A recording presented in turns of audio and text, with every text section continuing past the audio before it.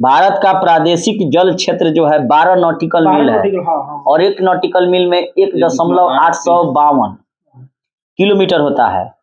और समुद्र की जो दूरियां हैं वो नॉटिकल मील यानी कि समुद्री मील में ही मापी जाती है। ठीक है, नेक्स्ट प्रश्न बताइएगा कि तमिलनाडु और आंध्र प्रदेश का तट कौन सा तट कहलाता है? कोरोमंडल। ठीक है, नेक्स्ट प्रश्न बताइएगा आप कि भारत में सबसे ज्यादा वनों से ढका राज्य कौन सा है? ठीक है, सबसे कम वनों से ढका राज्य हरियाणा है। बिल्कुल सही है। भारत का सबसे प्राचीन पर्वत कौन है? अरावली। ठीक है, अरावली पर्वत है, बिल्कुल सही है। और अरावली किन राज्यों में पड़ता है? मध्य प्रदेश नहीं पड़ेगा, गुजरात, राजस्थान, दिल्ली तक है, लेकिन सबसे अधिक भाग उसका राजस्थान में है। ठीक है, और उसी का जो ये पूर्वी विस्तार है दिल्ली में, रायसीना पहाड़ी पर ही राष्ट्रपति भवन केंद्रित है। ठीक है, अच्छा नेक्स्ट प्रश्न बताइएगा लोग कि अरावली पर्वत की सबसे ऊंची चोटी का क्या नाम है? गुरु शिखर, जो माउंट आबू है, आबू पर्वत पर, और वहीं पर क्या है? दिलवाड़ा का जैन मंदिर वहीं पर है।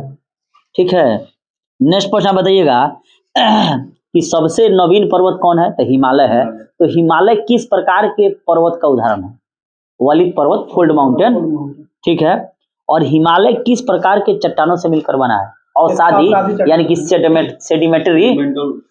ठीक है, नेक्स्ट पर बताइएगा कि हिमालय का जो निर्माण हुआ है, तो हिमालय का निर्माण से पहले उस हिमालय के नीचे कौन सा सागर था? टेठी सागर। तो ये टेठी सागर कहाँ गया, कैसे बना, भाग गया? हाँ, यानी कि प्लेट टेक्टोनिक यानी कि प्लेट विपवर्तनिक की क्रिया के कारण जो है टेठी सागर में बल पड़ गया और वहां पर क्या हुआ? हिमालय पहाड़ आ गया। ठीक है, नेक्स्ट पर बताइएगा लोग कि गुजरात से लेकर गोवा तक का तटीय क्षेत्र कौन तट कहलाता है? कोंकण। और तमिलनाडु से आंध्र प्रदेश का कोरोमंडल। ठीक है, अच्छा भारत का जो है औसत समुद्र तल किस तट से मापा जाता है? चेन्नई। बिल्कुल सही है। भारत की सबसे लंबी तटरेखा वाला राज्य गुजरात, और सबसे छोटी तटरेखा वाला राज्य गोवा, और दूसरी सबसे लंबी तटरेखा वाला राज्य आंध्र प्रदेश। ठीक है, अच्छा भारत में जो तटीय राज्य हैं समुद्र के किनारे उतने कितने राज्य हैं? 9 तटीय राज्य हैं। ठीक है, नेक्स्ट पॉइंट बताइएगा लोग कि मैकाल का पठार किस राज्य में है? छत्तीसगढ़ में। बिल्कुल सही है कि मैकाल का जो पठार है वो छत्तीसगढ़ में है, और इसी मैकाल की पठार की सबसे ऊंची चोटी अमरकंटक है, और उसी अमरकंटक से पश्चिम में नर्मदा और पूर्व में सोन नदी निकलती है। ठीक है, नेक्स्ट पर बताइएगा लोग अब मालवा का पठार किन राज्यों में फैला है? बिल्कुल सही है, गुजरात में है मालवा का पठार। गुजरात, मध्य प्रदेश और राजस्थान में है। ठीक है, अब मेवाड़ का पठार कहाँ है? और एमपी में। ठीक है, अच्छा महान हिमालय की औसत ऊंचाई कितनी है? 6100 मीटर है। ठीक है, अच्छा दक्कन के पठार के पूर्वी भाग को क्या कहते हैं? विदर्भ। ठीक है, दक्कन का पठार जो है वो एमपी और एमएच में है, यानी कि मध्य प्रदेश और महाराष्ट्र में है, और दक्कन के पठार के पूर्वी विस्तार को ही विदर्भ कहा जाता है। बिल्कुल महाराष्ट्र में है। ठीक है, अच्छा वहीं माहिम तट किस राज्य में है? महाराष्ट्र में। ठीक है, गिरनार की पहाड़ियां किस राज्य में स्थित है? गुजरात में गिर नेशनल पार्क है जो एशियाई शेर के लिए प्रसिद्ध है। ठीक है, अच्छा नेक्स्ट बताइएगा लोग यू आकार की घाटी का निर्माण किसके द्वारा किया जाता है? हिम नदियों के द्वारा। ठीक है, धारवाड़ का पठार किस राज्य में है? कर्नाटक में है धारवाड़ का पठार। अच्छा सतपुरा की पहाड़ियों से कौन सी 2 नदियां निकलती है? नर्मदा एवं ताप्ती। ठीक है, किस नदी को गुजरात की जीवन रेखा कहा जाता है? नर्मदा नदी को, और नर्मदा नदी ही भ्रंश घाटी से होकर बहती है। ठीक है, नेक्स्ट बताइएगा लोग कि सतपुरा की पहाड़ियां किस राज्य में है? एमपी में है, और सतपुरा की पहाड़ी की सर्वोच्च चोटी का नाम धूपगढ़ है, और उसी तरह अरावली पहाड़ी की सर्वोच्च चोटी का नाम गुरु शिखर है माउंट आबू पर, और वहीं दिलवाड़ा का जैन मंदिर है, बहुत बार पूछा जाता है प्रश्न यहाँ। ठीक है, तो यहाँ पर हम लोग पढ़ रहे थे कि सतपुरा पहाड़ियां मध्य प्रदेश में है, और सतपुरा की सबसे ऊंची चोटी धूपगढ़ है, और इसी धूपगढ़ पर पंचमढ़ी पर्वतीय शहर है मध्य प्रदेश में। अगर वहीं पूछा जाए कि पंचगनी कहाँ है, महाराष्ट्र में। ठीक है, नेक्स्ट बताइएगा लोग कि महेंद्रगिरी की पहाड़ी कहाँ है? उड़ीसा में। बिल्कुल सही है कि महेंद्रगिरी की पहाड़ी उड़ीसा में है, अर्थात पूर्वी घाट पर है। और नेक्स्ट बताइए लोग, पश्चिमी घाट को क्या कहा जाता है? सह्याद्री। ठीक है, उत्तरी सह्याद्री की सर्वोच्च चोटी का नाम बताइए। कालसूबाई।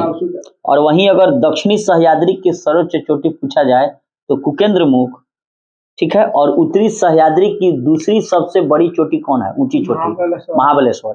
उत्तरी सह्याद्री की सर्वोच्च चोटी कालसूबाई, उत्तरी सह्याद्री की दूसरी सबसे बड़ी चोटी महाबलेश्वर, और दक्षिणी सह्याद्री की ऊंची चोटी कुकेंद्रमुख। ठीक है, अच्छा महाबलेश्वर का उच्चतम बिंदु का नाम बताइए। Wilson point. ठीक है, अच्छा नेक्स्ट बताइएगा लोग कि प्रायद्वीपीय भारत की सबसे ऊंची पर्वत चोटी या दक्षिण भारत की सबसे ऊंची चोटी का क्या नाम है? अनाईमुदी। बिल्कुल सही है कि दक्षिण भारत की सबसे ऊंची चोटी अनाईमुदी, और प्रायद्वीपीय भारत की हाँ नहीं आगे है वो, और प्रायद्वीपीय भारत की सबसे ऊंची चोटी अनाईमुदी। नेक्स्ट पे आइए, अनाईमुदी कहाँ स्थित है? अन्नामलाई की पहाड़ी पर। ठीक है, और पूर्वी घाट एवं पश्चिमी घाट पर्वत शिखर का मिलन स्थल क्या है? यही नीलगिरी की पहाड़ियां हैं। तो अनाईमुदी कहाँ स्थित है? अन्नामलाई की पहाड़ी पर, जो दक्षिण भारत की सबसे ऊंची चोटी और साथ ही प्रायद्वीपीय भारत की सबसे ऊंची चोटी है। और वहीं अगर प्रश्न पूछा जाए कि नीलगिरी की पहाड़ियां जो पश्चिमी घाट एवं पूर्वी घाट का मिलन स्थल है, तो नीलगिरी की पहाड़ियां किन राज्यों में फैला हुआ है? सबसे ज्यादा तमिलनाडु, उसके बाद केरल और कर्नाटक। और नीलगिरी की सबसे ऊंची चोटी का नाम बताइए। दोद्दा बेट्टा है। क्लियर हो गया कि नीलगिरी की सबसे ऊंची चोटी दोद्दा बेट्टा है, लेकिन अगर दक्षिण भारत की सबसे ऊंची चोटी पूछाई तो अनाईमुदी जो अन्नामलाई की पहाड़ी पर है। ठीक है, अच्छा ऊंट ऊंट कमंड या ऊटी जो शहर है वह किस पहाड़ी पर है? नीलगिरी की पहाड़ी पर है। और नीलगिरी की पहाड़ियां किन राज्यों में विस्तृत है? तमिलनाडु, केरल, कर्नाटक। ठीक है, बिल्कुल सही है। और नीलगिरी की सबसे ऊंची चोटी दोदा बेटा। ठीक है, गारो खासी की जयंतियां मेघालय में, पहाड़ी भी है और जनजातियां भी है। अच्छा नेक्स्ट बताइएगा लोग, इलायची की पहाड़ियां किन राज्यों की सीमा पर है? केरल में। हाँ, केरल और तमिलनाडु के सीमा पर है इलायची की पहाड़ियां, जिसे कार्डामम पहाड़ियां भी कहा जाता है। ठीक है, नेक्स्ट पॉइंट बताइएगा लोग कि सेवराय की पहाड़ियां कहाँ हैं? तमिलनाडु में। तो नीलगिरी की पहाड़ियां और सेवराय की पहाड़ियां तमिलनाडु में। शेषाचलम की पहाड़ी तेलंगाना में, पहले आंध्र प्रदेश में था, अब तेलंगाना हो गया। अच्छा कोडाई कोनाल कहाँ स्थित है? पालनी पहाड़ियों पर।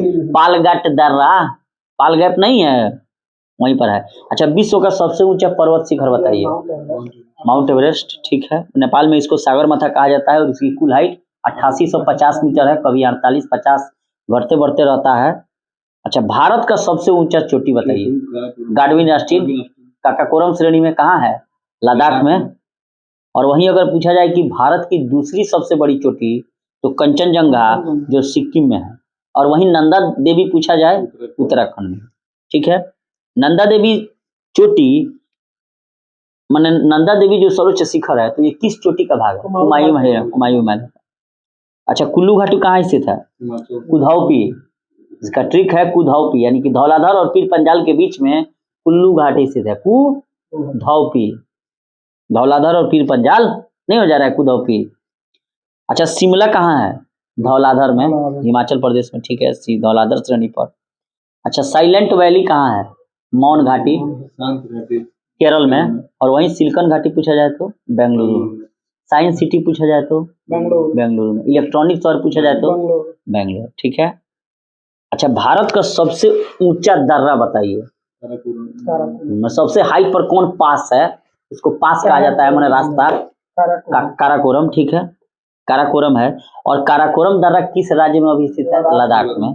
ठीक है, हाँ। अच्छा जोजिला और बुर्जिल का बाबू पीजो काकाकोरम अब तो लद्दाख में चल गया, पहले जम्मू कश्मीर था। देखिए तो अब छोड़िए, ठीक है छोड़िए। का बाबू पीजो जो है यानी कि पीर पंजाल, बा से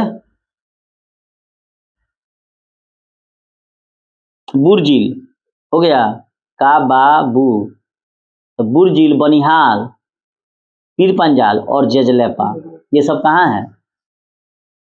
कश्मीर में, जम्मू कश्मीर में है। और एगो कौन छट गया? एगो छट गया काकाकोरम। का बाबू पीजो, ये सब जम्मू कश्मीर में दर्रा था, तो काकाकोरम चल गया लद्दाख में, और बाकी कहाँ गया? बुर्जिल, बनिहाल, पीर पंजाल और जोजिला, ये सब जम्मू कश्मीर में आ गया। ठीक है। अच्छा, मानीली यानी कि मानाली, नीति और लिपुलेख कहाँ गया? उत्तराखंड में। अच्छा, सिरोबा यानी कि शिवकिला, रोहतांग और कहाँ गया? हिमाचल प्रदेश में आ गया। और बोमडिला है अरुणाचल प्रदेश में, दीफू अरुणाचल प्रदेश में। अच्छा देखिए, आ गया मानीली। अच्छा, मनाली को लेह से कौन जोड़ता है? रोहतांग दर्रा, रोहतांग। अच्छा, टनल का मतलब है दूसरा, टनल का मतलब हो गया कोई गुफा में जा रहा है, और दर्रा का मतलब हो गया रास्ता, पास है। तो मानीली को लेह से कौन जोड़ता है? रोहतांग। और वहीं श्रीनगर और लेह से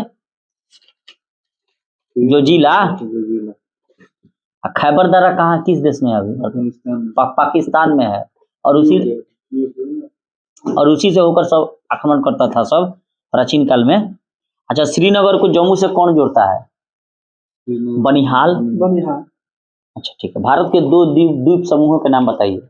एक तो लक्षद्वीप हो गया और एक अंडमान निकोबार द्वीप। अंडमान निकोबार में कितने द्वीप समूह हैं? 572। और वहीं लक्षद्वीप में बताइए। 572।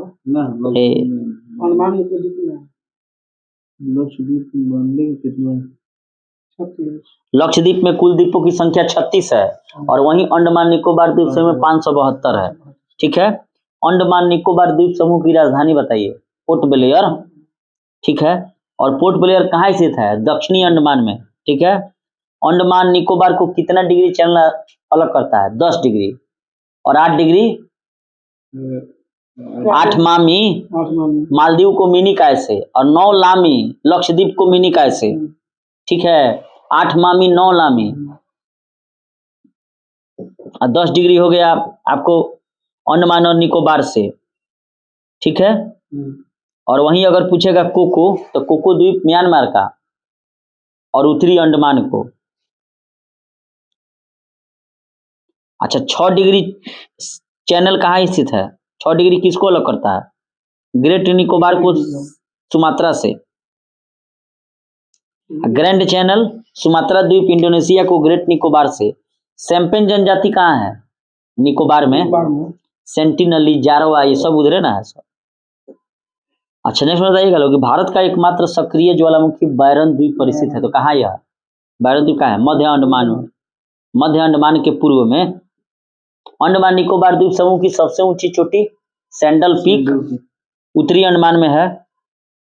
अच्छा, जो आपको डोरमेंट ज्वालामुखी है, सुसुप्त, जिसका नाम है नारकोंडम, तो ये कहाँ है? ये भी वहीं पर है, उत्तरी अंडमान में। और अंडमान निकोबार द्वीप समूह की दूसरी सबसे ऊंची चोटी माउंट थुलियर, ये ग्रेट निकोबार में है। तो अंडमान निकोबार की सबसे ऊंची चोटी सैंडल पीक, और अंडमान निकोबार द्वीप समूह की दूसरी सबसे ऊंची चोटी माउंट थुलियर। ठीक है। मरकत यानी कि एमरोल्ड आइलैंड किसे कहा जाता है? अंडमान निकोबार द्वीप समूह को। काला पानी के नाम से अंडमान निकोबार द्वीप समूह को कहा जाता है। ठीक है। अच्छा, डंकन पास किनको जोड़ता है? द दिल्ली, दक्षिणी अंडमान एवं लिटिल अंडमान, यानी कि दक्षिणी अंडमान एवं लिटिल अंडमान यानी कि छोटा अंडमान। ठीक है। अच्छा, लक्षद्वीप का सबसे बड़ा द्वीप कौन है? ओड्रेट। और सबसे छोटा द्वीप बिट्रा। लक्षद्वीप के निवासियों की भाषा, जो केरल की भी जो भाषा है, मलयालम। अच्छा, पब्बन द्वीप जो है, जिसे एडम का ब्रिज कहा जाता है, राम सेतु, यह किन दो देशों को अलग करता है? भारत श्रीलंका। मन्नार की खाड़ी भी। पालघाट दर्रा कहाँ है? केरल और तमिलनाडु के बीच। अच्छा, न्यू मूर द्वीप कहाँ स्थित है? बंगाल की खाड़ी में, गंगा एवं ब्रह्मपुत्र नदी द्वारा बनाया गया है। उसी को गंगा सागर कहा जाता है, जहाँ लोग जाते हैं श्रद्धालु। अच्छा, भारत के नदियों के अपवाह तंत्र को कितने भागों में बांटा गया है? 2 भागों में। एक तो हिमालयी नदियां और दूसरी प्रायद्वीपीय नदियां। ठीक है। कुछ हिमालयी नदियों के नाम बताइए। बसिस एवं गंगा, ब्रह्मपुत्र, सिंधु, सतलज एवं गंगा। इसमें ब्रह्मपुत्र, सिंधु, सतलज ये सब हिमालय के पार की नदी, ठीक है। भारत की सबसे लंबी नदी, ठीक है। भारत की अपवाह तंत्र की दृष्टि से सबसे लंबी नदी ब्रह्मपुत्र, ठीक है। गंगा नदी कहाँ से निकलती है? गंगोत्री से, ठीक है। गंगोत्री के पास गोमुख से, ठीक है। अच्छा, अलकनंदा एवं भगीरथी कहाँ मिलती है? तब इसके संयुक्त धारक को गंगा का देवप्रयाग, बिल्कुल सही है। बद्रीनाथ मंदिर किस नदी के किनारे स्थित है? अलकनंदा, भगवान शिव से हैं। बांग्लादेश को अथी में, बांग्लादेश में गंगा नदी को किस नाम से जाना जाता है? पद्मा। और वहीं ब्रह्मपुत्र नदी को जमुना। और जब मिल जाती है तब संयुक्त धारा को मेघना, ठीक है। बिहार का शोक कोसी नदी, ठीक है। बंगाल का शोक दामोदर नदी और उड़ीसा का शोक महानदी, ठीक है। अच्छा, किस नदी को जैविक मरुस्थल भी कहा जाता है? दामोदर को जैविक मरुस्थल दामोदर नदी कहा जाता है। और दामोदर नदी छोटानागपुर पठार से झारखंड से निकलती है, ठीक है। अच्छा, नेक्स्ट पॉइंट बताइएगा लोग कि केदारनाथ एवं रुद्रप्रयाग के बीच से कौन सी नदी बहती है? मंदाकिनी, बिल्कुल सही है। अच्छा, गंगा नदी की एकमात्र सहायक नदी कौन है जिसकी उत्पत्ति जो है मैदानी भाग में होती है? गोमती। और गोमती नदी के किनारे कौन बसा है? लखनऊ, बिल्कुल सही है। नेक्स्ट में बताइएगा लोग कि गंगा नदी की सबसे बड़ी सहायक नदी कौन सी है? यमुना है। और यमुना कहाँ से निकलती है? बंदरपुर से। और ये भारत की एक ऐसी नदी है यमुना नदी जो सबसे ज्यादा ऊंचाई से गिरती है। ये बंदरपुर से जो मैंने गिरती है ना, तो इसका बहुत ऊंचाई से नीचे गिरकर तब आगे बढ़ती है। सारी नदी में, हाँ, जितना नदी है सबसे ज्यादा ऊंचाई से गिरती है। हाँ, बहुत ज्यादा ऊंचाई है। रुकिए आपको दिखाते हैं।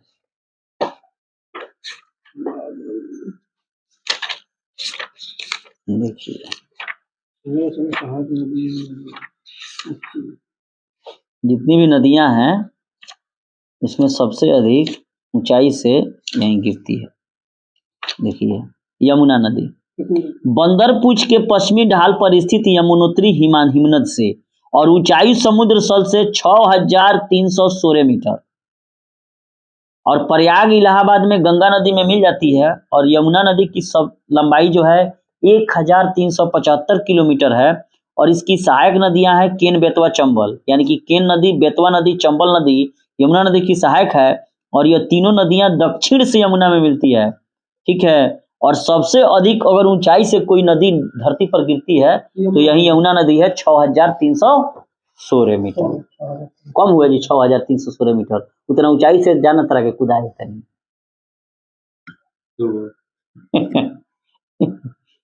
तो यमुना नदी का उद्गम स्थल क्या है? बंदरपुर हिमानी, 6316 मीटर से ऊंचाई से गिरती है। और गंगा नदी की सबसे बड़ी सहायक नदी यमुना है, ठीक है। और यमुना नदी की सहायक कौन कौन नदी है? केन, बेतवा, चंबल। केन, बेतवा, चंबल याद रखना है। और ये तीनों नदियां दक्षिण दिशा से आकर मिलती है।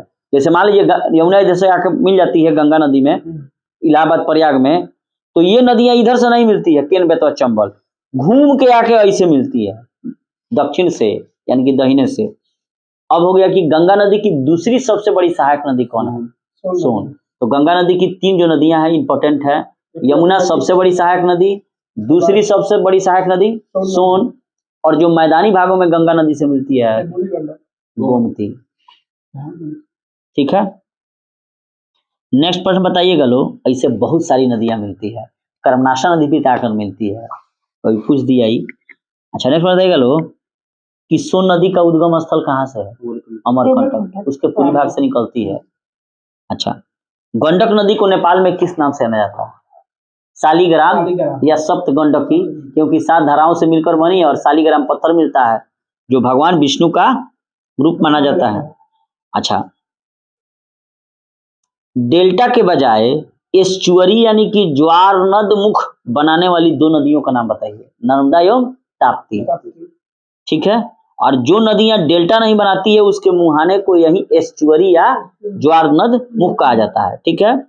और जो विश्व का सबसे बड़ा डेल्टा कहाँ है? वहीं ब्रह्मपुत्र गंगा की सुंदरवन डेल्टा दोनों मिलकर बनाती है। यानी कि भारत की 2 नदियां ऐसी है जो डेल्टा के बजाय एस्चुअरी यानी कि ज्वार नदमुख बनाती है। और उसका नाम है नर्मदा और ताप्ती। ठीक है। अच्छा, भारत में सबसे बड़ा नदी मुख किस नदी का मुख है? हुगली, हुगली नदी के मुख पर। अच्छा, भ्रंश घाटी से होकर कौन सी नदी बहती है? नर्मदा। ठीक है। भारत की सबसे चौड़ी नदी कौन सी है? ब्रह्मपुत्र। ठीक है। और ये ब्रह्मपुत्र का अन्य नाम बताइए। यरलुंग जंगबो, और तिब्बत के मानसरोवर से निकलती है। ठीक है। अच्छा, विश्व का सबसे बड़ा नदी द्वीप मांजुली द्वीप कहाँ स्थित है? भारत के असम में, ब्रह्मपुत्र नदी पर। ठीक है। मानस एवं लोहित नदी किसकी सहायक नदी है? ब्रह्मपुत्र का। और ब्रह्मपुत्र को तिब्बत में क्या कहा जाता है? सांगपो। यरलुंग जंगबो, अरुणाचल प्रदेश में दिहांग, असम में ब्रह्मपुत्र, और बांग्लादेश में जमुना। और जब गंगा के मिल जाएगी तो मेघना, संयुक्त धारा को। सुंदरवन डेल्टा कहाँ स्थित है? भारत और बांग्लादेश में, और गंगा ब्रह्मपुत्र नदियों से मिलकर बना है। और डेल्टा की आकृति कैसी होती है? और डेल्टा का नामकरण किसने किया था? हेरोडोटस ने। चेक कर लीजिएगा, हेरोडोटस है। डेल्टा का नामकरण हेरोडोटस ने किया था। डेल्टा बनाने वाली कौन डेल्टा बनाती है? कावेरी, गंगा और महानदी। अच्छा, सिंधु नदी का उद्गम स्थल बताइए। कैलाश के मानसरोवर झील। देखिए, ब्रह्मपुत्र, सिंधु और सतलज, ये तीनों एक ही हैं। भारत पाकिस्तान के बीच सिंधु जल समझौता कब हुआ था? 60 में। सिंधु की सबसे बड़ी सहायक नदी कौन है?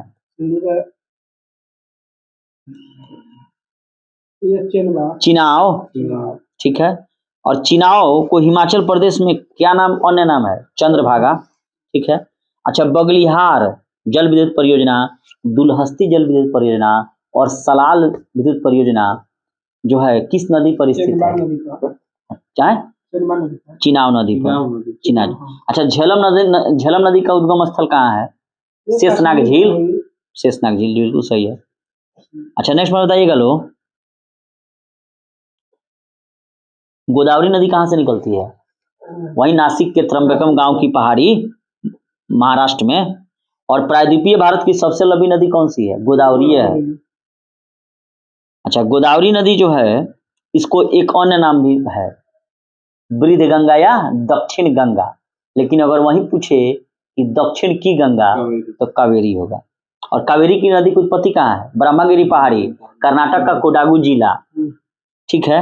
और कावेरी नदी विवाद किन राज्यों के बीच है?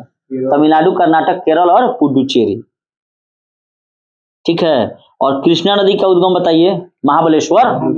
वही महाबलेश्वर का भी उच्चतम पॉइंट विल्सन पॉइंट है, महाराष्ट्र में, सह्याद्री वाला।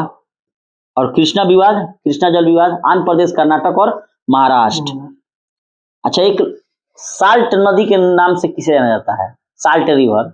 लूनी को, जो अरावली पर्वत से निकलती है और कच्छ के रण में, गुजरात में गायब हो जाती है। तो द रिवर ऑफ इम्फेरल, या लुप्त नदी, या साल्ट नदी, तीनों नाम हो गया लूनी नदी का। ठीक है। अच्छा, लुधियाना और फिरोजपुर किस नदी किनारे बसा है? लुधियाना हौजरी निर्माण के लिए प्रसिद्ध है। सतलज। और दिल्ली, आगरा, मथुरा, यमुना। ठीक है। उज्जैन किस नदी किनारे बसा है? छिपरा। बिल्कुल सही है। कोटा राजस्थान, चंबल बिल्कुल सही है। अयोध्या, सरयू। अब घाघरा नहीं पढ़ना है, सरयू ही पढ़ना है। कटक महानदी उड़ीसा में है। जमशेदपुर स्वर्ण रेखा नदी, इसी पर स्वर्ण रेखा नदी में ना हुंड्रू जलप्रपात है। और सूरत ताप्ती नदी के किनारे। अहमदाबाद साबरमती नदी के किनारे। पणजी गोवा वाला मांडवी नदी के किनारे। अच्छा, विजयवाड़ा कृष्णा नदी के किनारे, आंध्र प्रदेश में है विजयवाड़ा। अच्छा, श्रीनगर झेलम नदी के किनारे। हैदराबाद मूसी नदी के किनारे। हरिद्वार, वाराणसी, पटना गंगा नदी के किनारे। गोरखपुर राप्ती नदी के किनारे। भारत का सबसे ऊंचा बांध टिहरी बांध, भगीरथी नदी पर, उत्तराखंड। और विश्व का सबसे लंबा बांध कौन है? हीराकुंड बांध। ये गलती है प्रश्न, देख लीजिएगा लोग। मेटूर बांध किस नदी पर बना है? कावेरी नदी पर, तमिलनाडु में। मेटूर जल विद्युत परियोजना भी है। पोंग बांध ब्यास नदी पर, हिमाचल प्रदेश में। थीन बांध रावी नदी पर पंजाब में, और अलमाटी बांध कृष्णा नदी पर कर्नाटक में। अच्छा नेक्स्ट बताइएगा लोग कि मैथन बांध, बेल पहाड़ी बांध और तिलैया बांध किस पर बनाया गया है? दामोदर की सहायक नदी बराकर पर। ठीक है। भारत की सबसे बड़ी खारे पानी की झील चिल्का झील उड़ीसा में है, और ये सबसे बड़ी लैगून झील भी है, और साथ ही यहीं पर ओलिव रिडले टर्टल कछुआ का प्रजनन स्थल है। और विश्व में एक जगह और है, दक्षिणी अमेरिका में, दक्षिण अमेरिका जो महाद्वीप है उसी में गैलापैगोस नामक एक द्वीप है, उस पर भी ओलिव रिडले टर्टल यानी कछुआ का प्रजनन स्थल है। ठीक है। नेक्स्ट बताइएगा लोग भारत की सबसे बड़ी कृत्रिम झील, वहीं गोविंद बल्लभ पंत सागर रिहंद नदी पर। अच्छा भारत की सबसे अधिक ऊंचाई पर स्थित झील का नाम बताइए। चोलामू झील सिक्किम में, तो सबसे अधिक ऊंचाई पर स्थित झील चोलामू झील सिक्किम में। अगर वही प्रश्न पूछे कि पूर्वोत्तर भारत की सबसे बड़ी मीठे पानी की झील कौन सी है? लोकटक झील मणिपुर। और इसी में क्या है, किबुल लामजाओ तैरता हुआ राष्ट्रीय उद्यान है, इसी किबुल लामजाओ है। मैंने कहने का मतलब जो ये झील है ना लोकटक झील, उसी में कहीं कहीं छोटा छोटा माटी का ढेर है, एक प्रकार से समझिए समुद्री शैवाले है, उसी पर घास जम गया, हिरन जाता है कूद के यहाँ घास खाता है, फिर कूद के ऊपर चढ़ जाता है, फिर कूद के ऊपर चढ़ जाता है, चारों अब पानी में उतर रहा है। तो यहाँ से प्रश्न बताइएगा लोग कि कोलेरू झील कहाँ स्थित है? आंध्र प्रदेश में। और वहीं हुसैन सागर झील तेलंगाना में।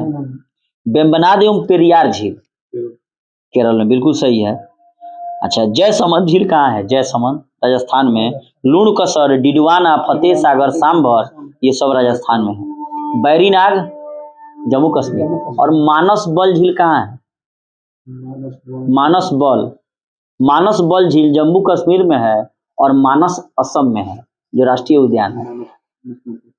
शेषनाग नागिन ये सब कहाँ है? शेषनाग है नागिन जम्मू कश्मीर। डल झील जम्मू कश्मीर। ठीक है। पुलिकट आंध्र प्रदेश तमिलनाडु में है सीमा पर, ये भी एक प्रकार का पुलिकट झील लैगून झील का उदाहरण है। अच्छा नेक्स्ट बताइएगा लोग कि गांधी सागर जो झील है वो किस राज्य में स्थित है? मध्य प्रदेश में चंबल नदी पर। और वहीं प्रश्न पूछे कि राणा प्रताप सागर और जवाहर सागर झील कहाँ है? राजस्थान में। ये किस नदी पर है? चंबल नदी पर। तो चंबल नदी पर राज है क्या?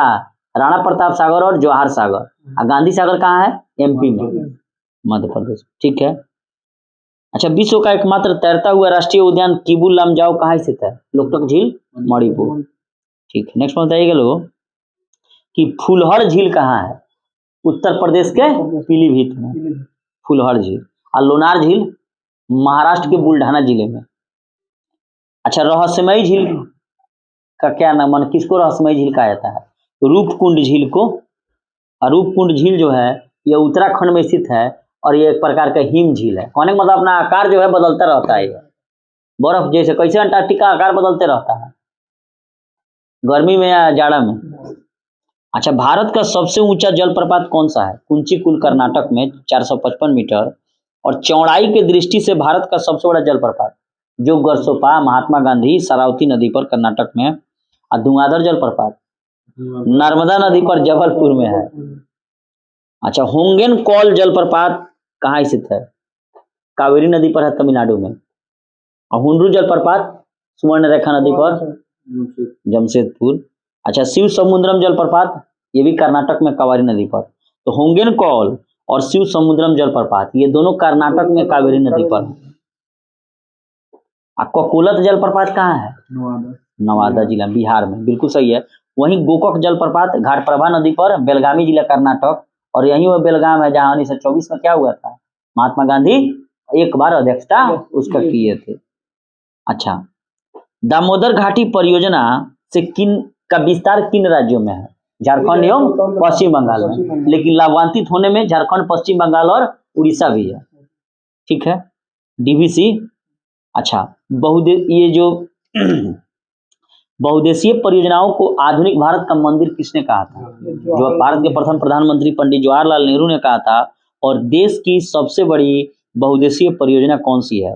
सतलज नदी पर भाखड़ा नांगल बांध। अच्छा, उरी एवं तुलबुल परियोजना किस नदी पर है? उरी एवं तुलबुल परियोजना झेलम नदी पर है, जम्मू कश्मीर में। ठीक है। और सरदार सरोवर परियोजना जो नर्मदा नदी पर है, तो इससे कौन कौन से राज्य लाभान्वित होते हैं? गुजरात, महाराष्ट्र, राजस्थान, मध्य प्रदेश। क्योंकि नर्मदा नदी यहाँ से निकल रही है, क्योंकि अगर पानी रोक देंगे ना देव बिजली तो। अच्छा, न बताइएगा लो आप लोग कि भारत में प्रथम जल विद्युत संयंत्र की स्थापना कहाँ की गई थी?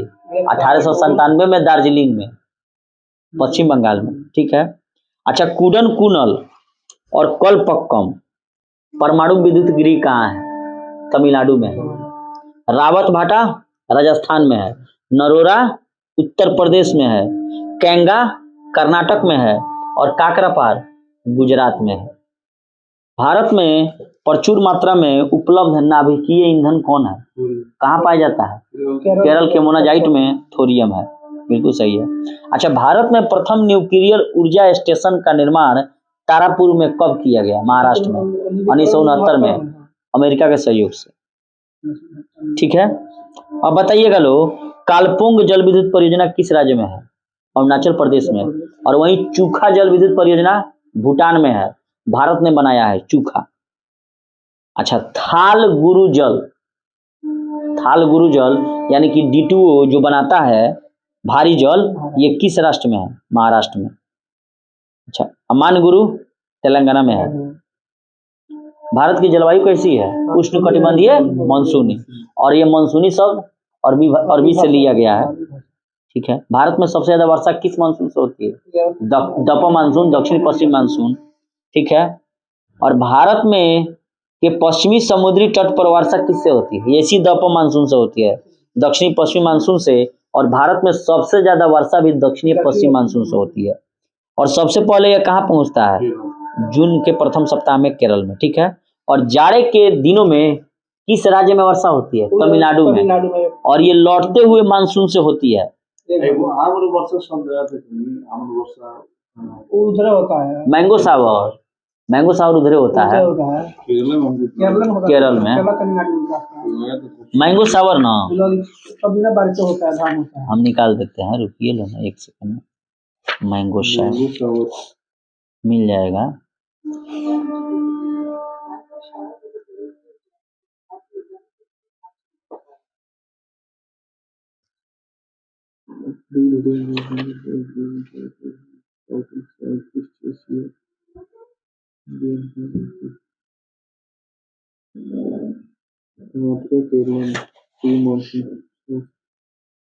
प्री मानसून सावर को कहते हैं।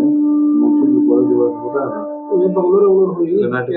देखिए भारत के केरल में, देखिए सुन लीजिए ध्यान से। ग्रीष्म ऋतु में असम एवं पश्चिम बंगाल राज्यों में तीव्र आर्द्र हवाएं चलने लगती है, जिससे गरज के साथ वर्षा होती है। और इन हवाओं को पूर्वी भारत में नॉर्वेस्टर, बंगाल में काल बैसाखी के नाम से जाना जाता है। और इसी हवाओं को कर्नाटक में चेरी ब्लॉसम एवं कॉफी वर्षा कहा जाता है। कब महीना में? ग्रीष्म ऋतु में।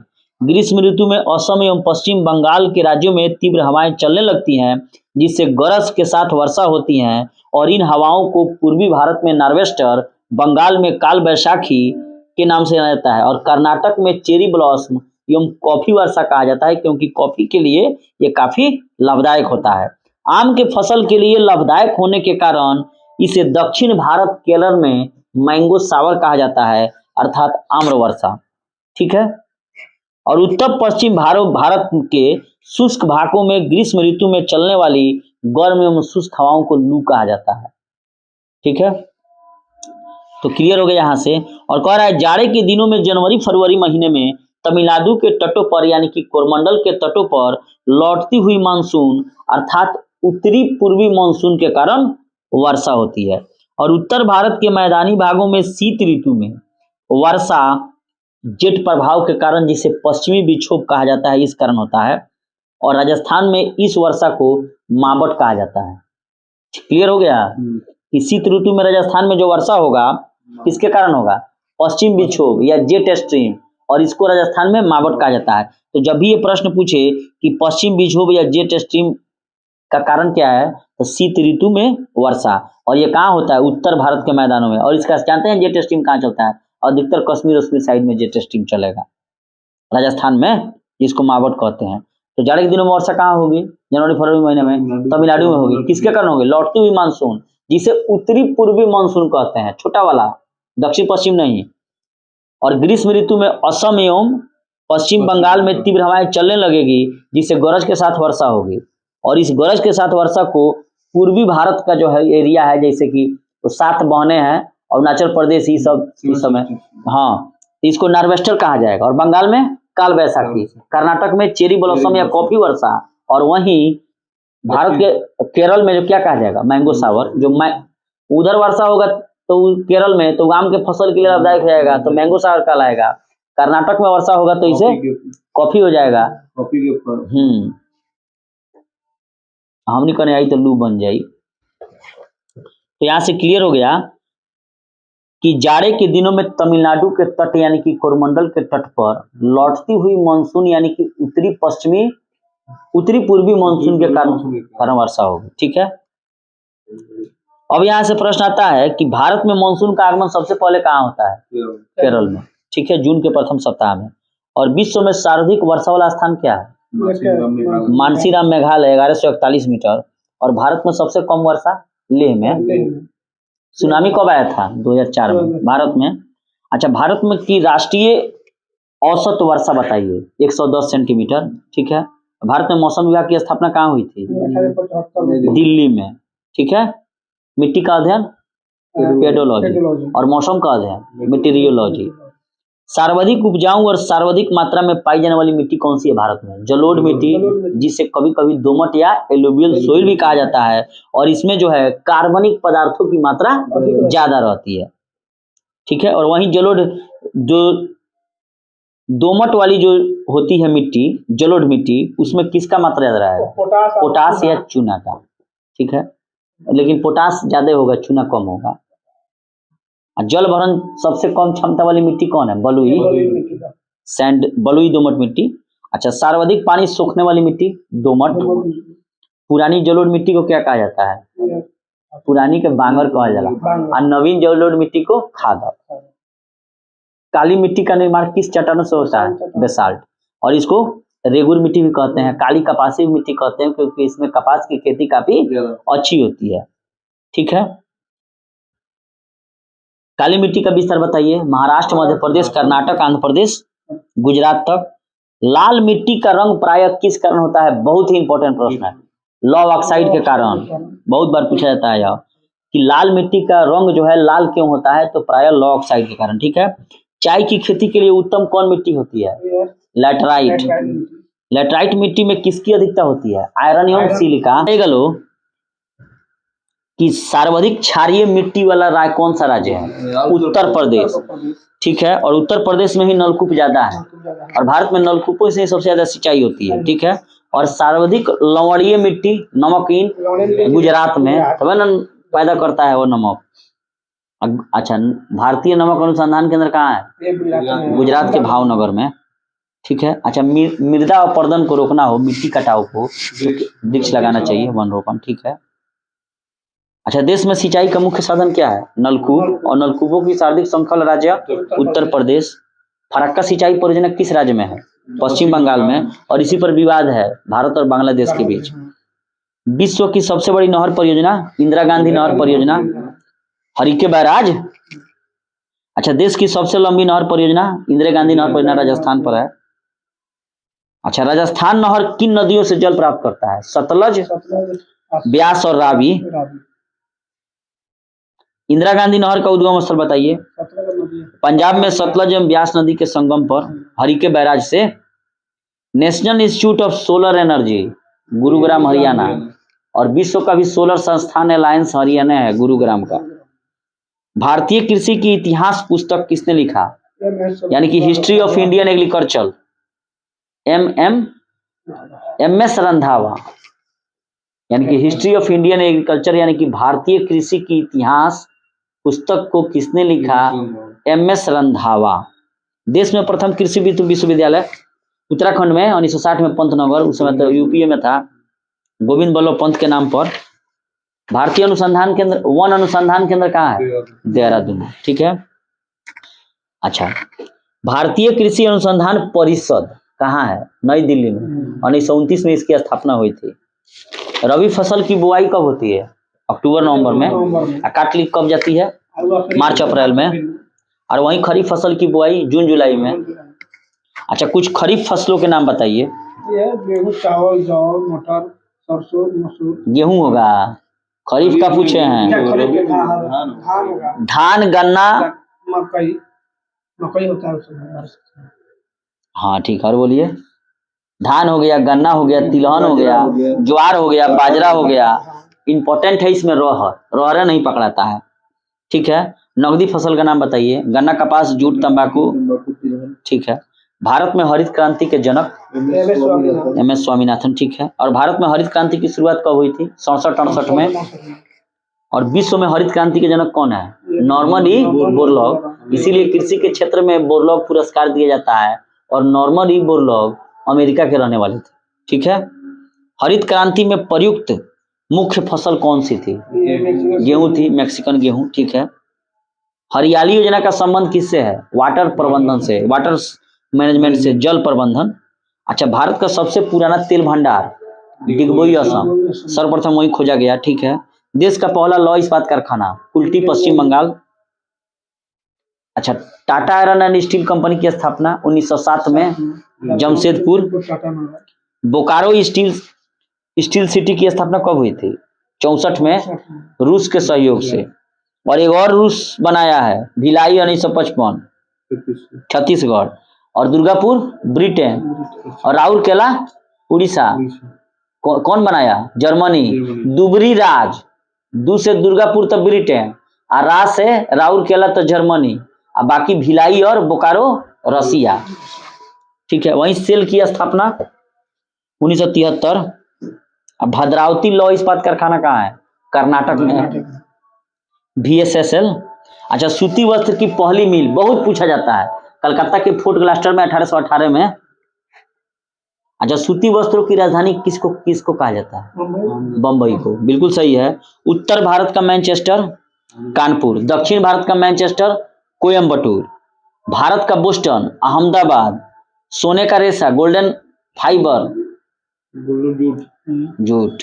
ठीक है। भारत का प्रथम राष्ट्रीय उद्यान Jim Corbett, heli national park, Ramganga नदी। अच्छा, आज ये ठीक है, बोलिए दिए लो। भारत का सबसे बड़ा राष्ट्रीय उद्यान बताइए। हेमिस लद्दाख में चल गया है अब। भारत का सबसे बड़ा राष्ट्रीय उद्यान हिमिस है, लद्दाख में चल गया। Tiger state. अच्छा, चीता को क्या कहा जाता है अंग्रेजी में? Panther state. वही ना खत्म हो गया था तो कुनो नेशनल पार्क में मध्य प्रदेश में लाया गया, तो वही हो जाएगा। अच्छा, भारत का सबसे बड़ा बाघ अभयारण्य बताइए। नागार्जुन सागर। ठीक है। Tiger man of India, water man of India Giriraj Sirohi, और tiger man of India Kailash Sankhala. Bird man of India Salim Ali. ठीक है। सलीम अली राष्ट्रीय उद्यान कहाँ है? श्रीनगर में। ठीक है। अच्छा, तडोबा बाघ अभयारण्य कहाँ है? महाराष्ट्र में। शिवालिक हाथी आरक्षित क्षेत्र कहाँ है? उत्तराखंड में। रणथंभौर चीता शरण स्थल राजस्थान में। ठीक है। वेदांतंगल पक्षी अभयारण्य तमिलनाडु में। राजीव गांधी राष्ट्रीय उद्यान जिसे नागरहोल राष्ट्रीय उद्यान भी कहा जाता है, बांदीपुर कर्नाटक। बांदीपुर भी राष्ट्रीय उद्यान कर्नाटक में है, नागरहोल भी कर्नाटक में। उसका नाम बदल दिया गया है नागरहोल का, राजीव गांधी राष्ट्रीय उद्यान। अच्छा, भारतीय वन्य जीव संस्थान कहाँ है? देहरादून। भारतीय वन अनुसंधान केंद्र देहरादून में है। Forest survey of India Dehradun. अच्छा, जीवाश्म राष्ट्रीय उद्यान कहाँ है? मध्य प्रदेश में। राष्ट्रीय प्राणी उद्यान Delhi. National would fossil park Jaisalmer Rajasthan. सबसे अधिक राष्ट्रीय उद्यान वाला राज्य कौन सा है? मध्य प्रदेश। ठीक है। भारत का प्रथम तितली उद्यान बनरघट्टा बेंगलोर में, कर्नाटका। बहुत इंपॉर्टेंट है यह, बटरफ्लाई कहाँ है? बनरघट्टा। जानते हैं पहले बड़ा वो जब बानर था सब, तितलिया को पहले बड़ा बानर था सब जो तितली को परेशान करता था, तो इसीलिए भारत का प्रथम तितली उद्यान बनरघट्टा बेंगलुरु में बन गया। अच्छा, रणथंभौर वन्य प्राणी अभयारण्य किसके लिए प्रसिद्ध है? टाइगर के लिए। वहाँ चीता भी पाया जाता है, राजस्थान में है। एक सींग वाला चीता तो खत्म हो गया, पहले था, सब खत्म हो गया। अच्छा, चीतों में कोई गो है? कौन लेपर्ड है, कौन जगुआर है, तो कौन कुछो है। अच्छा, एक सींग वाला गैंडा राइनो कहाँ है? काजीरंगा, असम में है। देश का सबसे बड़ा बंदरगाह बम्बई, बिल्कुल सही है।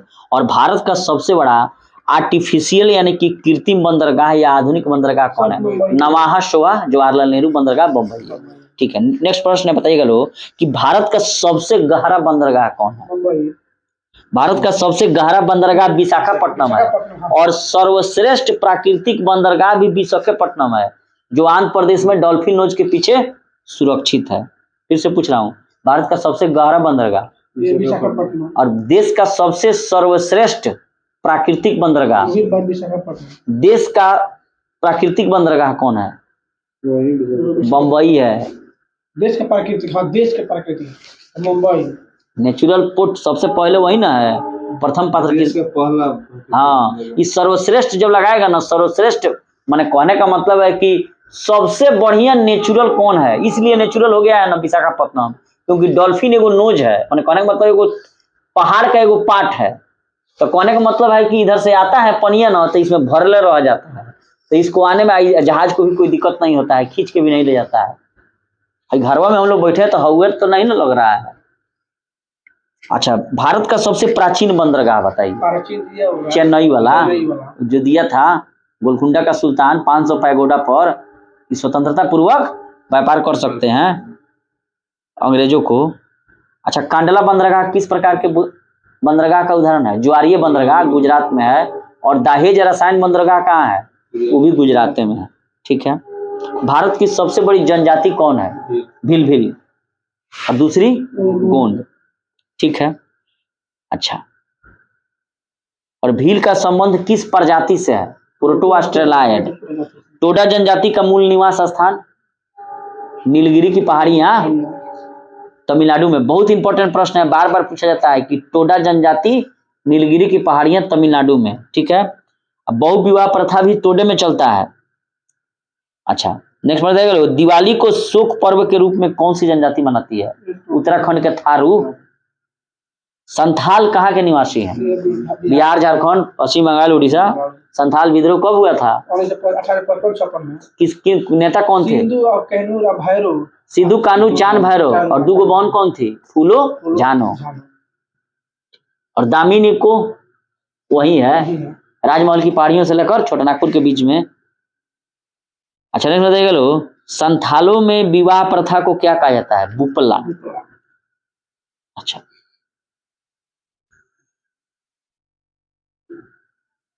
नेक्स्ट प्रश्न बताइएगा लो, गद्दी जनजाति का संबंध किस राज्य से है? हिमाचल प्रदेश। बोडो जनजाति, ये बोडो सब, बोडो जनजाति गारो खासी जयंतिया इधरे न होगी, उत्तर पूर्व, तब बोडो आसाम में सब रहता है सब। सहरिया जनजाति राजस्थान। भारत की सबसे पुरानी जनजाति का नाम बताइए। जारवा, अंडमान निकोबार वाला। जारवा कहाँ पाई जाती है? अंडमान निकोबार में। ठीक है, गारो जनजाति है मेघालय, असम और मिजोरम। सरहुल त्योहार किन जनजातियों द्वारा झारखंड में मनाया जाता है? उरांव मुंडा हो। मुंडा विद्रोह कब हुआ था? 1899 से 1900 के बीच में। मुंडा विद्रोह के नेता कौन थे? बिरसा मुंडा।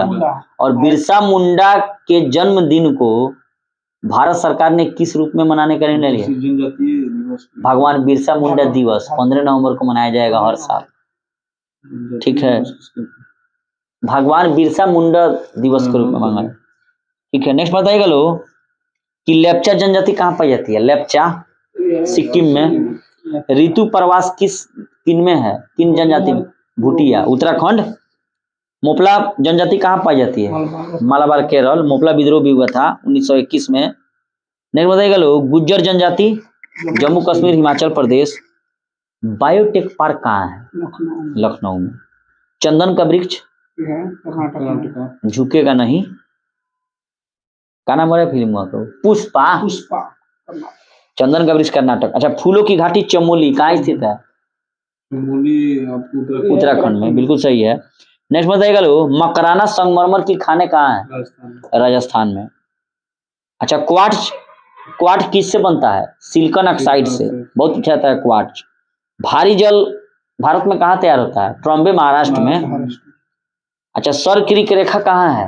गुजरात के सर क्रीक में, कच्छ के रण में है। अच्छा, विश्व में सबसे ज्यादा हिरन कहाँ पाया जाता है? भारत में पाया जाता है, ठीक है। अरुणाचल प्रदेश का पहले क्या नाम था? नेफा। चाय कहाँ उगाई जाती है? अत्यधिक ठंडे क्षेत्रों में, असम। अच्छा, बेलाडीला लॉयस खान किस राज्य में है? छत्तीसगढ़ में। छत्तीसगढ़ में, ठीक है। पृथ्वी पर घने वन कहाँ मिलते हैं? भूमध्य रेखा पर। भूमध्य रेखा, विषुवत रेखा या इक्वेटर पर। अच्छा, समुद्री जीवों की खेती क्या कहलाती है? मेरी कल्चर, ठीक है। 15 नवंबर बिरसा मुंडा जो है ना, जनजातीय गौरव दिवस के रूप में मनाया जाएगा, जनजातीय गौरव दिवस, ठीक है। अच्छा, नेक्स्ट बताइएगा लोग कि गोखुर झील का निर्माण नदी कब करती है? गोकुल जब वो मिट्टी को काट रही होती है, अपरदन की क्रिया कर रही होती है, इसी को कहा जाता है ओक्स बाउ लेक। अंग्रेजी में क्या कहा जाता है गोखुर झील को? ओक्स बाउ लेक, ठीक है। उर्वरक उत्पादन केंद्र अलवाय कहाँ स्थित है? केरला में। और सिंदरी झारखंड में बंद हो गया। अच्छा, मॉन्ट्रियल प्रोटोकॉल, क्योटो प्रोटोकॉल किससे संबंधित है? ओजोन परत क्षरण से। अच्छा, भारत में उष्ण कटिबंधीय शुष्क सदाबहार वन कहाँ पाए जाते हैं? तमिलनाडु के तटीय भाग। तमिलनाडु के तटीय भाग में उष्ण कटिबंधीय सदाबहार वन, ठीक है। पूर्व का स्कॉटलैंड, मेघालय। अच्छा, गोंडवाना कोयला क्षेत्र किस राज्य में है? सुंदरबन। एमपी में है। गोंडवाना कोयला क्षेत्र एमपी में है। ये इंटरमीडिएट में भी इसको पढ़ना है, सब मैट्रिक के इंटर का ना प्रश्न है ये सब। अच्छा, मैग्रोव वनस्पति कहाँ पाई जाती है भारत में? सुंदरवन में पाई जाती है, देख लीजिए मैग्रोव वनस्पति। सुंदरवन पश्चिम बंगाल, बंगाल की खाड़ी में, अरब सागर में, सब में पाई जाती है। अंडमान निकोबार द्वीप में पाई जाती है, गुजरातों में पाई जाती है। इसका अलग एगो है कि किस कहाँ पर ज्यादा क्षेत्रफल है मैग्रोव का, कहाँ पर कम है। क्योंकि सरकार जो है क्या कर रही है, वेटलैंड एरिया घोषित कर रही है, रामसर साइट। अच्छा, नेक्स्ट बताएगा लो कि नेतरहाट कहाँ है? झारखंड के लातेहार जिला में। तलचर किसके लिए प्रसिद्ध है? कोयला उत्खनन के लिए। सबरीमाला मंदिर केरला। समुद्री जीवों का सबसे बड़ा उत्पादक राज्य बताइए? केरल होगा। इलायची और काजू का सबसे बड़ा उत्पादक, नारियल का सबसे बड़ा उत्पादक केरल। विश्व में नारियल उत्पादन में भारत का 5वां स्थान है। अच्छा, लाल मिर्च का सबसे बड़ा उत्पादक आंध्र प्रदेश है। मसाला आएगा तब ना केरल होगा। भारत की प्रमुख खाद्य फसल कौन है? चावल। सबसे अधिक कहवा का है? चेरी ब्लॉसम तो वही ना होता है जो कॉफी के लिए प्रसिद्ध है। चावल का कटोरा राज्य छत्तीसगढ़। पृथ्वी पर वस्तु का भार सबसे ज्यादा कहाँ होगा? अंटार्कटिका पर, पोल पर, ध्रुव पर, सब एक शब्द है। और भारत का सबसे महंगा शहर बम्बई नहीं होगा, बदलता रहता है, वो पढ़ने से कोई फायदा नहीं है। अच्छा, नेक्स्ट बताइएगा लो कि भारत के संवैधानिक विकास को 2 चरणों में विभाजित कर अध्ययन किया जाए, दूसरा प्रश्न हो गया। अच्छा, रेगुलेटिंग एक्ट कब पारित हुआ? 1773 में, बिल्कुल सही है। बंगाल के गवर्नर को बंगाल का गवर्नर जनरल पद किस एक्ट के द्वारा दिया गया? 1773 के रेगुलेटिंग एक्ट के द्वारा, ठीक है। तो रेगुलेटिंग एक्ट पारित हुआ 1773 में, और इसी रेगुलेटिंग एक्ट 1773 के अंतर्गत बंगाल के गवर्नर को बंगाल का गवर्नर जनरल कहा जाने लगा, ठीक है। बंगाल का प्रथम गवर्नर जनरल कौन था? वारेन हेस्टिंग्स, ठीक है। अच्छा, कलकत्ता बंगाल में एक सर्वोच्च न्यायालय की स्थापना किस एक्ट के तहत की गई? 1773 के एक्ट के तहत 1774 में कलकत्ता में एक सर्वोच्च न्यायालय की स्थापना की गई, जिसके मुख्य न्यायाधीश कौन थे? एलिजाह इम्पे, ठीक है। बिहार, बंगाल और उड़ीसा के लिए विधि बनाने यानी कि कानून बनाने का अधिकार ईस्ट इंडिया कंपनी को किस एक्ट के तहत मिला? 1781 के एक्ट के तहत। ठीक है। अच्छा, कंपनी के कर्मचारियों को उपहार लेने यानी कि गिफ्ट लेने पर पूरी तरह से प्रतिबंध किस एक्ट के द्वारा लगाया गया? 1784 के पिट्स इंडिया एक्ट के तहत। ठीक है। और 1784 के पिट्स इंडिया एक्ट के द्वारा ही कंपनी के द्वारा राजनीतिक मामलों हेतु बोर्ड ऑफ कंट्रोलर और व्यापारिक कार्यों हेतु बोर्ड ऑफ डायरेक्टर्स की नियुक्ति की गई। यानी कि क्या किया गया 1784 के एक्ट में? एक तो कहा गया कि कंपनी के जो कर्मचारी हैं वे किसी से कोई गिफ्ट नहीं लेंगे, यानी कि घूसो नहीं लेना है। ठीक है। और दूसरा किया गया कि ईस्ट इंडिया कंपनी को के कार्यों को दो भागों में बांट गया है। एक तो किया गया कि राजनीतिक मामला अलग पार्टी देखेगा जिसे कहा गया बोर्ड ऑफ कंट्रोलर, और जो व्यापार करना है उसको अलग बांट के बोर्ड ऑफ डायरेक्टर कर दिया गया। और 1773 के रेगुलेटिंग एक्ट के तहत दो कार्यों को बताइए। जैसे में गवर्नर जनरल, पहले तो गवर्नर को, बंगाल के गवर्नर को गवर्नर जनरल लगा कहा जाने, और दूसरा एक सर्वोच्च न्यायालय की स्थापना कलकत्ता में की गई जिसके मुख्य न्यायाधीश एलिजा इम्पे थे, और उसकी स्थापना कब की गई? 1774 में। ठीक है। नेक्स्ट प्रश्न बताइएगा लो, गवर्नर जनरल को प्रधान सेनापति कब बनाया गया? 1786 के द्वारा संशोधन अधिनियम। ठीक है। और 1786 का अधिनियम का संबंध किस गवर्नर जनरल से है? ये 12 से कार्नवालिस से। 1782। ठीक है।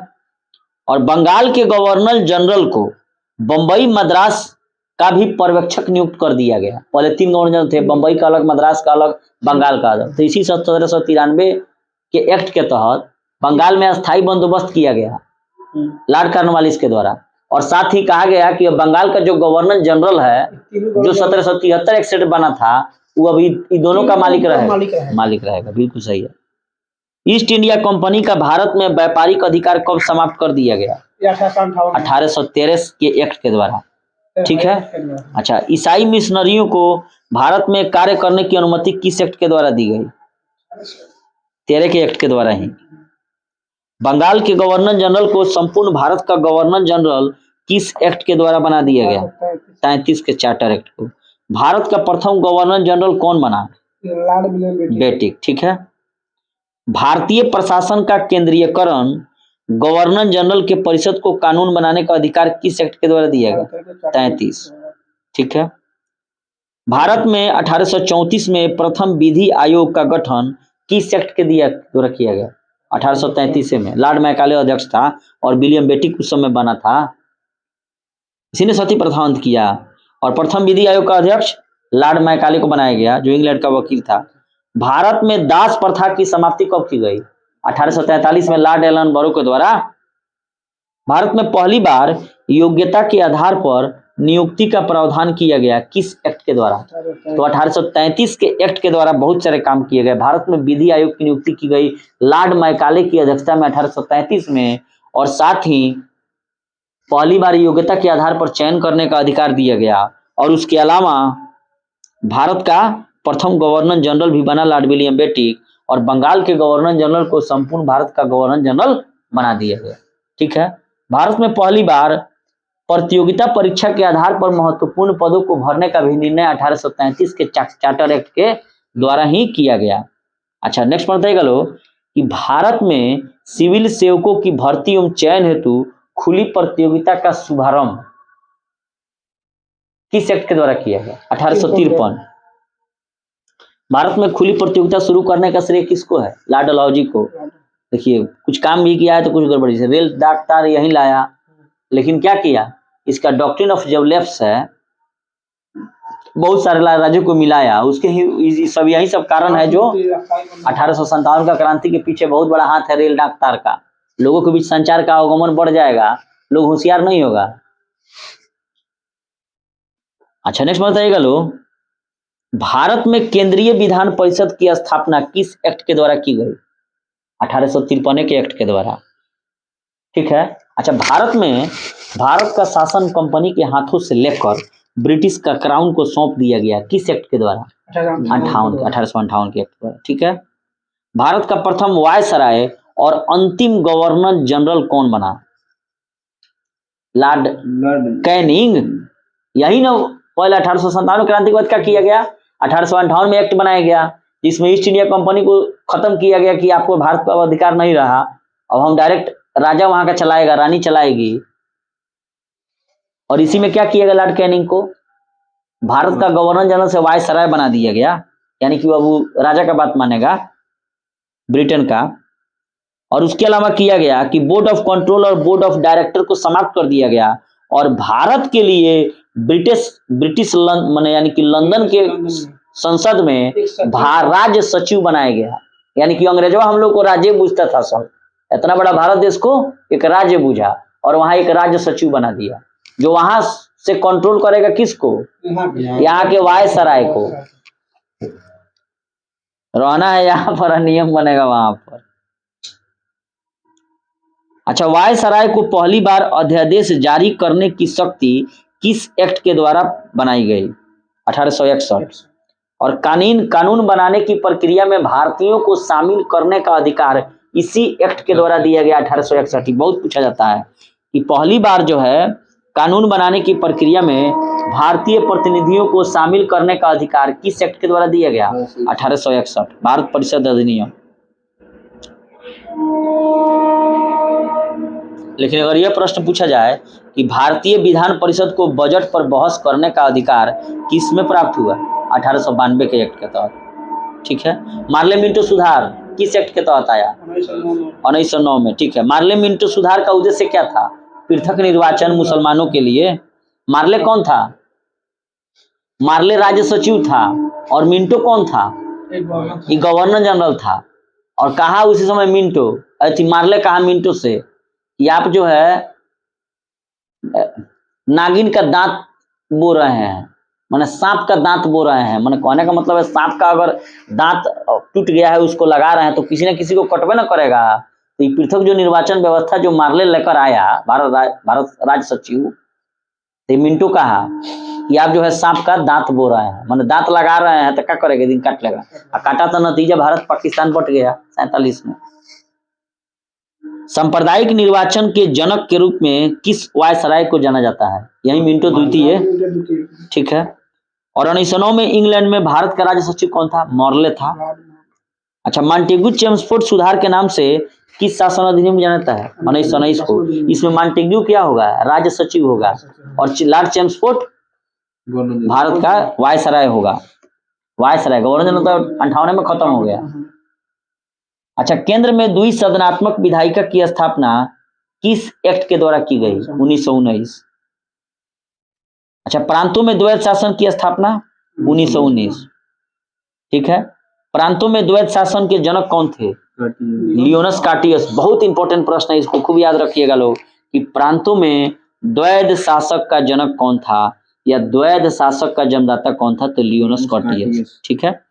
भारत में एक लोक सेवा आयोग का गठन कब किया गया, 26 में, ली आयोग की सिफारिश पर। और किस एक्ट के द्वारा किया गया, 1919 एक्ट। तो जब एक्ट पूछेगा तो 1919 होगा, आयोग पूछेगा तो ली आयोग। ठीक है। और सन पूछेगा तो 1926। ली आयोग का गठन कब किया गया था, 1923-24 में। ठीक है। भारत में महिलाओं को पहली बार वोट देने का अधिकार किस अधिनियम से मिला, 1919, मॉन्टेग्यू चेम्सफोर्ड सुधार। अच्छा, नेक्स्ट बताइए लो कि जो अभी संघीय शासन चल रहा है भारत का, तो अखिल भारतीय संघीय संघ या भारत में संघात्मक सरकार की स्थापना किस एक्ट के द्वारा की गई, भारत शासन अधिनियम 1935। और इसके बहुत सारे प्रावधान भारतीय संविधान में लिखे गए हैं। प्रांतों में द्वैध शासन को समाप्त कर दिया गया और केंद्र में जो है द्वैध शासन प्रणाली की शुरुआत किस एक्ट के द्वारा की गई, 1935। तो जब केंद्र में द्वैध शासन पूछेगा, दोहरी शासन केंद्र में, तो 1965 का एक्ट होगा। और जब प्रांतों में दोहरी शासन पूछेगा तो 1919 का एक्ट होगा। ध्यान रखना है इसको। ठीक है। नेक्स्ट बताइएगा लो कि रिजर्व बैंक की स्थापना कब हुई थी, 34 में, 34-35 में हुई थी। और किस अधिनियम के द्वारा हुई थी, ठीक है, बिल्कुल सही है। और एक संघीय न्यायालय की स्थापना कब हुई थी, 1937 में, और इसी 35 एक्ट के द्वारा हुई थी। ठीक है। बर्मा को ब्रिटिश भारत से अलग कर 2 नए प्रांत सिंध और उड़ीसा का निर्माण किया गया। 1935 एक्ट के द्वारा, ठीक है। बर्मा भारत से कब अलग हुआ? बहुत बार पूछा जाता है 1937 में, 37 में। बहुत इंपॉर्टेंट एनसीईआरटी का ये सब प्रश्न है, बहुत पूछा जाता है कि बर्मा को भारत से कब अलग किया गया? 1937। हमको याद नहीं आ रहा था जब एगो परीक्षा दे रहे थे स्टेट का, तो याद था हमको 37, लेकिन मार नहीं पाए। प्रांतीय स्वायत्तता कब लागू हुई? 1 अप्रैल 1937 को।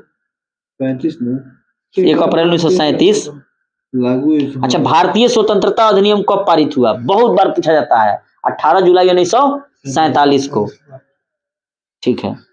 वायसराय का पद समाप्त कर गवर्नर जनरल का पद कब सृजित किया गया? भारतीय शासन अधिनियम 47 के द्वारा। अच्छा, भारत का अंतिम गवर्नर जनरल कौन था? अंतिम भारत का अंतिम श्री राजगोपालाचार्य है। अब भारत का प्रथम गवर्नर जनरल, भारत के प्रथम अंतिम गवर्नर जनरल माउंटबेटन। अच्छा, माउंटबेटन भारतीय थोड़ी है कि भारतीय भारतीय से माउंटबेटन। भारतीय अंतिम गवर्नर जनरल ना। अच्छा छोड़िए लोग। अब भारत की आजादी के समय इंग्लैंड में किसकी सरकार थी? लेबर पार्टी की। और कौन प्रधानमंत्री था? क्लीमेंट एटली, ठीक है। नेक्स्ट प्रश्न बताइएगा लो आप लोग कि संविधान सभा का गठन कब किया गया था? 46 में बनाया गया। और किस मिशन के अंतर्गत बनाया गया? Cabinet mission. और कैबिनेट मिशन के अध्यक्ष कौन थे? Pethick Lawrence. बीपीएससी का प्रश्न है, यह पूछा था आपकी। संविधान सभा शब्द का प्रयोग सबसे पहले किसने किया था? हेनरी मैन ने। संविधान सभा का निर्माण करने वाला पहला देश विश्व में कौन है? अमेरिका है, ठीक है। संविधान सभा के गठन का विचार सर्वप्रथम भारत में किसने रखा? एम.एन. राय ने 1934 में। कैबिनेट मिशन भारत कब आया? 24 मार्च 1946 को। और किसके नेतृत्व में आया था? पैथिक लॉरेंस के। कैबिनेट मिशन में कितने सदस्य थे? 3। कौन थे?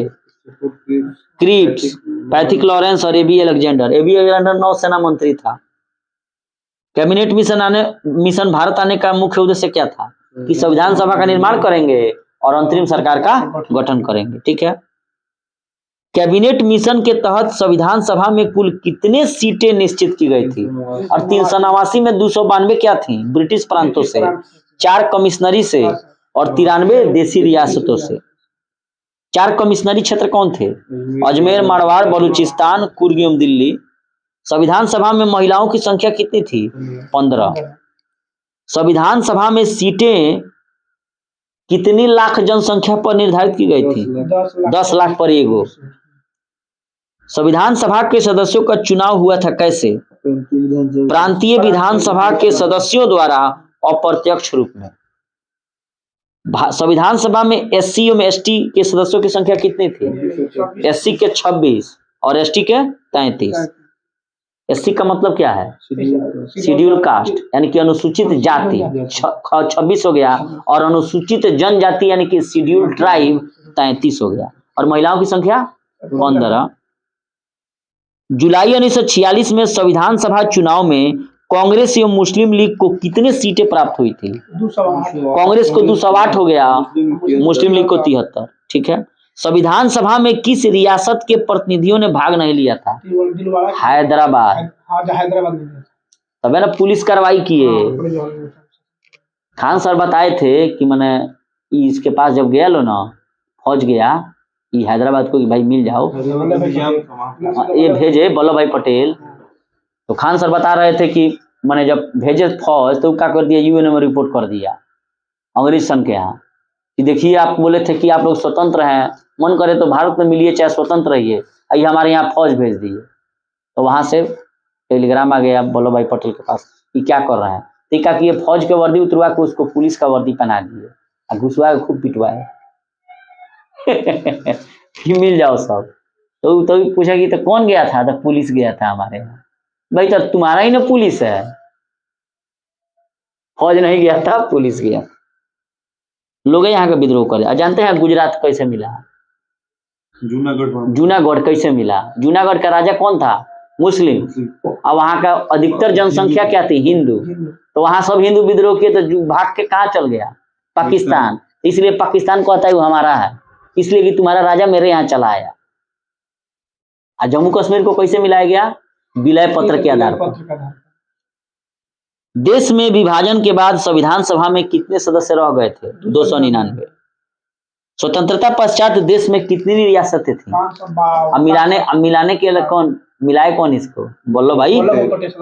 स्टेच्यू ऑफ यूनिटी, इसीलिए स्टेच्यू ऑफ यूनिटी बनाया गया। संविधान सभा का गठन कब हुआ था? जुलाई 1946 में। अंतरिम सरकार का गठन 2 सितंबर 1946, जिसमें जवाहरलाल नेहरू प्रधानमंत्री बने थे और राजेंद्र प्रसाद को क्या दिया गया था? हाँ, खाद्य एवं कृषि मंत्री, बिल्कुल सही है। रक्षा मंत्री बलदेव सिंह। संविधान सभा की प्रथम बैठक कब हुई थी?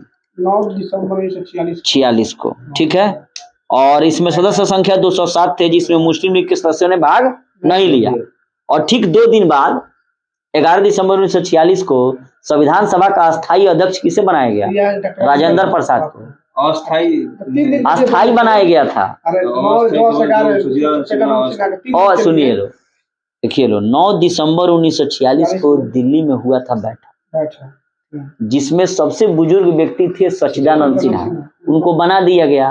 तो संविधान सभा के प्रथम अध्यक्ष पूछे तो सच्चिदानंद सिन्हा होंगे, संविधान सभा के अस्थायी अध्यक्ष पूछे सच्चिदानंद सिन्हा। लेकिन अगर पूछे कि संविधान सभा के परमानेंट अध्यक्ष कौन थे, तो राजेंद्र प्रसाद होंगे। तो संविधान सभा का संवैधानिक सलाहकार कौन था? बी.एन. राव। संविधान सभा का संवैधानिक सलाहकार यानी कि adviser of constitution B N. Rao. लेकिन वहीं अगर ड्राफ्टिंग कमेटी पूछेगा, प्रारूप समिति का अध्यक्ष, तब बी.आर. अम्बेडकर होगा। संविधान सभा के समक्ष उद्देशिका प्रस्ताव किसने प्रस्तुत किया? 13 दिसंबर 1946 को जवाहरलाल नेहरू। तीनों प्रश्न फंसा हुआ है, बार बार पूछा जाता है कि संविधान सभा के समक्ष उद्देशिका का प्रस्ताव किसने प्रस्तुत किया? पंडित जवाहरलाल नेहरू। 13 दिसंबर 1946 को संविधान सभा के ड्राफ्टिंग कमेटी यानी कि प्रारूप समिति के अध्यक्ष कौन थे? बी.आर. अम्बेडकर। अगर ये प्रश्न पूछा जाए कि संविधान सभा के संवैधानिक एडवाइजर कौन थे, सलाहकार, बी.एन. राव, ठीक है। और बी.एन. राव का पूरा नाम क्या है? बेनेगल नरसिंह राव। संविधान सभा को संबोधित करने वाले पहले व्यक्ति का नाम बताइए। सर्वपल्ली राधाकृष्णन, जो भारत के राष्ट्रपति बने, पहले उपराष्ट्रपति बने, लगातार 2 कार्यकालों तक यही उपराष्ट्रपति बने थे। और इन्हीं के क्या मनाया जाता है? शिक्षक दिवस 5 सितंबर, ठीक है। संविधान सभा के समक्ष सबसे पहले लाया गया प्रस्ताव क्या था? उद्देश्य प्रस्ताव। किसने प्रस्तुत किया? जवाहरलाल नेहरू ने। कब प्रस्तुत किया? 13 दिसंबर 1946 को। उद्देश्य प्रस्ताव को उद्देशिका के रूप में कब पारित किया गया? 22 जनवरी 1947 को। उद्देशिका को ही क्या कहा गया? प्रस्तावना। हम भारत के लोग, नहीं लिखा रहता है, और बीटीसी किताब पढ़िएगा पंपापुर वाला, तो हम भारत के लोग संपूर्ण प्रभुत्व संपन्न, इसी में मिलेगा कि पंथ निरपेक्ष को कब जोड़ा गया। अच्छा, ब्रिटिश भारत में सबसे पहले प्रस्तावना का प्रावधान किया गया किस में? 1919 के मॉन्टेग्यू चेम्सफोर्ड सुधार में। भारतीय संविधान की प्रस्तावना शुरू होती है किससे? हम भारत के लोग। प्रस्तावना उद्देशिका कहाँ से लिया गया है? अमेरिका से। और प्रस्तावना की भाषा कहाँ से ली गई है? देखिए, ध्यान देना है, प्रस्तावना कहाँ से लिए? प्रस्तावना को ही अन्य नाम क्या कहा था? उद्देशिका। ना लोग कह रहे उद्देशिका का मतलब क्या होगा अंग्रेजी में? डेमो। प्रस्तावना की भाषा कहाँ से ली गई है? ऑस्ट्रेलिया से। प्रस्तावना को संशोधित कितनी बार किया गया है? एक बार। 42वें संविधान संशोधन 76 द्वारा। संविधान के प्रस्तावना में समाजवादी, पंथ निरपेक्ष, अखंडता शब्द कब जोड़ा गया? देखिए, जो भी जोड़ा गया वो 42वां संविधान संशोधन 1976, हटाया गया जो भी आएगा तो समझिए कि 78 नहीं होगा जी, 78 होगा, 74 नहीं होगा। हटाया गया 78वां में, ठीक है। अब नेक्स्ट प्रश्न में आते हैं हम लोग। प्रस्तावना को संविधान का भाग या अंग स्वीकार कर लिया गया किस विवाद में? केशवानंद भारती विवाद 73। भारतीय संविधान की आत्मा क्या है? बहुत बार प्रश्न पूछा जाता है। भारतीय संविधान की आत्मा प्रस्तावना को कहा जाता है। और प्रस्तावना को भारतीय संविधान की आत्मा या कुंजी किसने कहा था? ठाकुरदास भार्गव ने। बहुत ही इंपॉर्टेंट प्रश्न है। तो भारतीय संविधान की आत्मा प्रस्तावना यानी कि उद्देशिका को कहा जाता है। और प्रस्तावना को भारतीय संविधान की कुंजी या आत्मा किसने किया था, कहा था? तो ठाकुरदास भार्गव ने। बी आर अम्बेडकर ने भारतीय संविधान की आत्मा किसको कहा? खूब ध्यान से यहाँ पर सुन लीजिए लोग, नहीं तो फंस जाएगा। अगर ये प्रश्न पूछे कि भारतीय संविधान का आत्मा किसे कहा जाता है, प्रस्तावना यानी कि उद्देशिका को, ठीक है। और बी आर अम्बेडकर ने भारतीय संविधान की आत्मा किसे कहा, तो संवैधानिक उपचारों का अधिकार अनुच्छेद 32 को कहा, ठीक है। और ये प्रश्न पूछे कि प्रस्तावना को भारतीय संविधान की आत्मा या कुंजी किसने कहा, बी आर अम्बेडकर ने भारतीय संविधान की आत्मा किसे कहा, अनुच्छेद 32 को, संवैधानिक उपचारों का अधिकार। कोई व्यक्ति कहाँ जा सकता है, सुप्रीम कोर्ट या हाई कोर्ट। अनुच्छेद 19 को भारतीय संविधान की आत्मा किसने कहा, अब अनुच्छेद 19 में आइए, पढ़िए। इसी में क्या है, बोलने का अधिकार, इसी में ना प्रेस है 19 के 1 में। अच्छा, प्रस्तावना को भारतीय राजनीति की जन्म कुंडली किसने कहा, के एम मुंशी द्वारा। संविधान को एक पवित्र दस्तावेज किसने कहा, बी आर अम्बेडकर ने। अब ध्यान से सुनिएगा लोग, भारतीय संविधान की आत्मा, प्रस्तावना को यानी कि उद्देशिका को, इसी प्रस्तावना को भारतीय संविधान की आत्मा या कुंजी किसने कहा, ठाकुरदास भार्गव ने। बी आर अम्बेडकर ने भारतीय संविधान की आत्मा किसे कहा, अनुच्छेद 32। अच्छा, प्रस्तावना को भारतीय राजनीति की जन्म कुंडली किसने कहा, के एम मुंशी ने। अच्छा, संविधान को एक पवित्र दस्तावेज किसने कहा, बी आर अम्बेडकर ने। अच्छा, पाकिस्तान के लिए पृथक संविधान सभा कब गठित हुआ था, 26 जुलाई 47 को। अच्छा, भारतीय संविधान को तैयार करने के लिए कुल कितनी समितियां गठित की गई थी, 13। प्रारूप समिति 19 अगस्त 1947 को गठित हुई। तो इस प्रारूप समिति यानी कि ड्राफ्टिंग कमेटी के अध्यक्ष कौन थे, भीमराव अम्बेडकर, बिल्कुल।